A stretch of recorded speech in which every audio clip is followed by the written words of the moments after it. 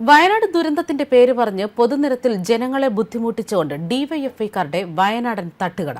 യാതൊരു ലൈസൻസുമില്ലാതെ വഴിയോരത്ത് ഗാർഹിക ഉപയോഗത്തിനുള്ള സിലിണ്ടർ വെച്ച് വയനാട് ദുരിതാശ്വാസമെന്നൊക്കെ എഴുതിയാണ് കൊച്ചി കോർപ്പറേഷന്റെ മറവിൽ പൊതുനിരത്ത് വഴി കയ്യേറി തട്ടുകട നടത്തുന്നത്. ഇത് ചോദ്യം ചെയ്ത കൊച്ചിയിലെ കൌൺസിലറോട് കയ്യൂക്ക് കാണിച്ചുകൊണ്ട് ഡിവൈഎഫ്ഐ കുട്ടിസഖാക്കൾ പറഞ്ഞതാകട്ടെ, കേരളം ഭരിക്കുന്ന പാർട്ടിയാണ് ഞങ്ങളെന്ന്. ഞങ്ങൾ സൗകര്യമുള്ള സ്ഥലത്ത് സൗകര്യമുള്ളതുപോലെ വെച്ചുണ്ടാക്കുമെന്ന്.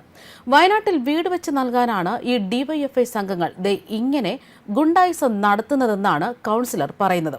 മാത്രമല്ല, ഇങ്ങനെ റോഡും വഴിയും കയ്യേറി തട്ടുകട നടത്താൻ ലൈസൻസ് ഉണ്ടോ എന്ന ചോദ്യത്തിന് 2 പൊറോട്ടയും ബീഫും ഇവരുടെ വായിലേക്ക് തള്ളിവെച്ച് കയറ്റിക്കൊടുക്കാൻ പറഞ്ഞ സഖാക്കളാകട്ടെ, ഇത് ചോദ്യം ചെയ്ത ചെറുപ്പക്കാരനെ ആകട്ടെ വാരിയെല്ല് തകർത്ത് ഇപ്പോൾ ആശുപത്രിയിലാക്കിയിരിക്കുകയാണ്.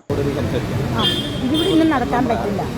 ഇവിടെ നമ്മളുടെ സൗത്ത് ഇവിടെ മാത്രമേ ഉള്ളൂ. സൗത്ത് ഗേൾസ് ഹൈസ്കൂളിന് ഓപ്പോസിറ്റ് എന്തായാലും അനധികൃതമായ രീതിയിൽ ഡിവൈഎഫ്ഐയുടെ നേതാക്കൾ വന്ന് വയനാടിന് പണം എന്നും പറഞ്ഞ് ഒരു ഇത് നടത്തുന്നു. ഓപ്പൺ ഗ്യാസ് ആണ്. കഴിഞ്ഞ കൌൺസിലും കൂടെ മേയർ പറഞ്ഞതാണ്, ഈ ഓപ്പൺ ഗ്യാസ് പരിപാടി ഒരു വിധത്തിലും സമ്മതിക്കില്ല എന്ന്. അപ്പൊ മേയറിന്റെ പാർട്ടിയാകുമ്പോൾ മേയറിന് എന്തും ചെയ്യാമെന്നാണോ അവര് പറഞ്ഞത്? ഞങ്ങളാണ് ഭരിക്കുന്നതെങ്കിൽ ഞങ്ങൾ ചെയ്തിരിക്കുമെന്നാണ് പറഞ്ഞത്. ഇത് അനുവദിക്കാൻ മേയറിന് പറ്റുമോ എന്ന് അടുത്ത കൌൺസിലിൽ എനിക്ക് ഉത്തരം തരേണ്ടി വരും. അടുത്ത കൌൺസിലിൽ മേയർ ഇതിന് ഉത്തരം തരേണ്ടി വരും. എന്തൊക്കെയാ അവര് പറഞ്ഞ? ഞാനിവിടെ 2 ഇത് തരാം, അത് ഞണ്ണിക്കൊണ്ട് പോയിക്കോളെ. ഞാൻ ആരാണ്? അതുപോലെ തന്നെ തെരഞ്ഞെടുക്കപ്പെട്ട ജനപ്രതിനിധിയാണ് ഞാൻ. ഈ ഡിവൈഎഫ്ഐ നേതാക്കൾ ആരും തന്നെ തെരഞ്ഞെടുക്കപ്പെട്ട ജനപ്രതിനിധികളല്ല. അപ്പൊ അവിടെ പോയി ചെയ്യൂ സഹോദര, അവിടെ ചെയ്യൂ. ആയിക്കോട്ടെ, അവിടെ പോയി ചെയ്യൂ. എന്തിനാണ് ഇവിടെ കൊണ്ടുവന്ന് വേസ്റ്റ് ഒക്കെ നിക്ഷേപിച്ച് ചെയ്യുന്നത്? എന്തിനാണ് ചെയ്യുന്നത്? ഞാൻ പറഞ്ഞ കോർപ്പറേഷൻ അതിർത്തിയിലേക്ക് താങ്കളുടെ അധികാര പരിധി വരുന്നുണ്ടോ? ഞാൻ മേയറോടാണ് സംസാരിക്കുന്നത്, ബ്ലോക്ക് പഞ്ചായത്ത് മെമ്പറോടല്ല. ബ്ലോക്ക് പഞ്ചായത്ത്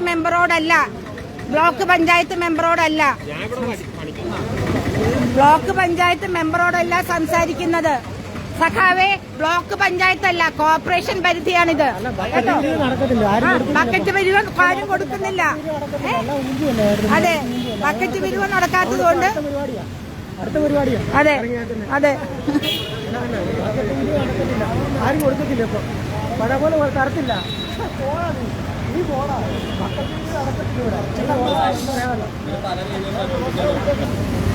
ഇവരുടെ ഇന്നത്തെ കുടുക്കയിൽ എത്ര രൂപ വീണു എന്നുള്ള കണക്കെടുത്തിട്ടേ ഞാനിവിടെ നിന്ന് പോകുള്ളൂ. ഇവരുടെ ഇന്നത്തെ കുടുക്കയിൽ എത്ര വീണു എന്ന് കണ്ടിട്ടേ ഞാൻ പോകുള്ളൂ. ഇവരുടെ കുടുക്കയിൽ എത്ര ഇന്ന് വീണു എന്ന് കണ്ടിട്ടേ പോകുള്ളൂ. ബക്കറ്റ് പിരിവിന് സ്കോപ്പ് ഇല്ലാത്തതിനാൽ തുടങ്ങിയിരിക്കുന്ന പുതിയ പദ്ധതിയാണ്. ഇന്നത്തെ കുടുക്കയിൽ എത്ര കാശ് വീണു എന്നറിഞ്ഞിട്ടേ പോകുകയുള്ളൂ.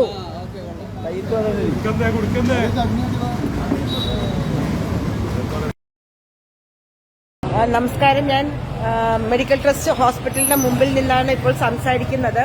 ഡിവൈഎഫ്ഐക്കാര് സൗത്ത് റെയിൽവേ സ്റ്റേഷനിലേക്ക് പോകുന്ന വഴിയോരം മുഴുവനും കയ്യേറി ഒരു തട്ടുകട നടത്തുകയായിരുന്നു. വയനാട്ടിലേക്ക് 25 വീട് വെച്ച് കൊടുക്കാനാണെന്ന് പറഞ്ഞിട്ടായിരുന്നു. ഇതിന് ലൈസൻസ് ഉണ്ടോ, ഓപ്പണായിട്ട് ഗ്യാസ് ഇരിക്കുന്നു എന്നൊക്കെ പറഞ്ഞപ്പോൾ ഞങ്ങൾക്ക് ഇഷ്ടമുള്ളതൊക്കെ ഞങ്ങൾ ചെയ്യും, ഞങ്ങൾ ഡിവൈഎഫ്ഐക്കാരാണ്, ഭരിക്കുന്ന പാർട്ടിയുടെ ആൾക്കാരാണെന്ന് പറഞ്ഞു. എവിടെ കൂടെ പോകുന്നൊരു സഹോദരൻ ഒരു സ്ത്രീ തനിച്ച് നിൽക്കുന്നത് കണ്ട് എന്റെ അടുത്ത് വന്ന് നിന്നു. അദ്ദേഹത്തിനെ അവർ പിടിച്ച് നിലത്ത് അടിച്ച് ഇടിച്ച് അദ്ദേഹത്തിന് തലയിൽ നല്ല ഹെമറേജ് വന്നിട്ടുണ്ട്.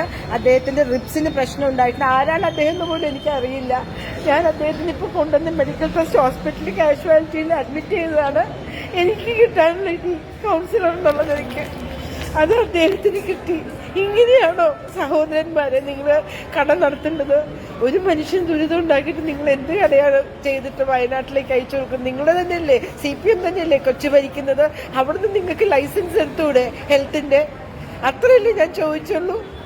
അതിന് ഒന്നും അറിയാതെ എവിടെന്നോ വന്ന ആളാണ്. അദ്ദേഹത്തിന്റെ പേര് പോലും എനിക്കറിയില്ല.